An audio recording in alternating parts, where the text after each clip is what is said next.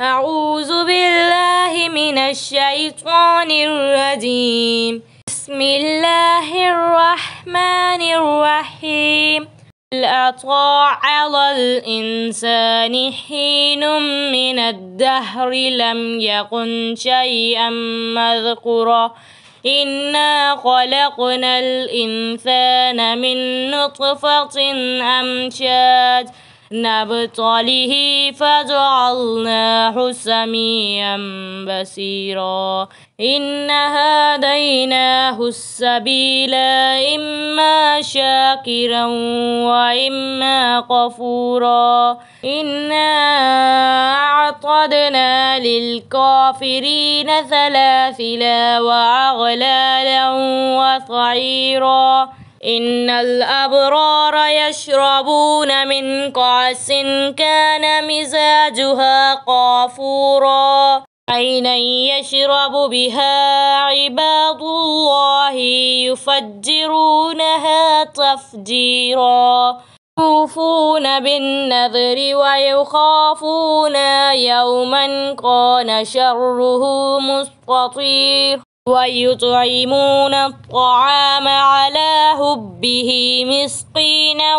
ويتيما وعسيرا إنما نطعمكم لوجه الله لا نريد منكم جزاء ولا شكورا إنا نخاف من ربنا يوما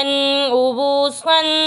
قمطريرا ووقاهم الله شر ذلك اليوم ولقاهم نزرة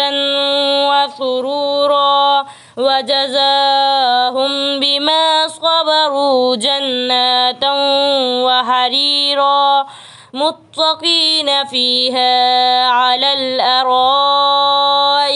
لا يرون فيها شمسا ولا زمهريرا ودانية عليهم ظلالها وذللت قطوفها تذليلا ويطاف عليهم بآنية من فضة وأكواب كانت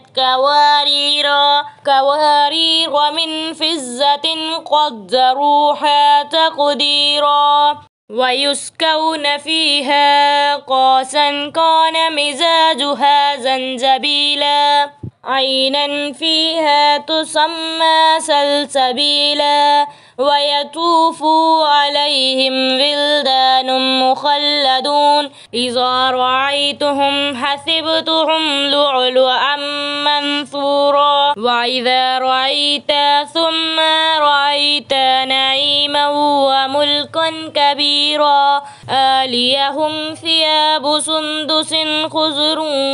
واستبرق وحلوا أساور من فضة وسقاهم ربهم شرابا طهورا إن هذا كان لكم جزاء وكان سعيكم مشكورا إنا نحن نزلنا عليك القرآن تنزيلا فاصبر لحكم ربك ولا تعطي منهم أثيما أو كفورا واذكر اسم ربك بكرة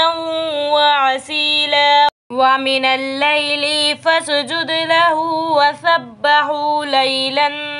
طويلا إن هؤلاء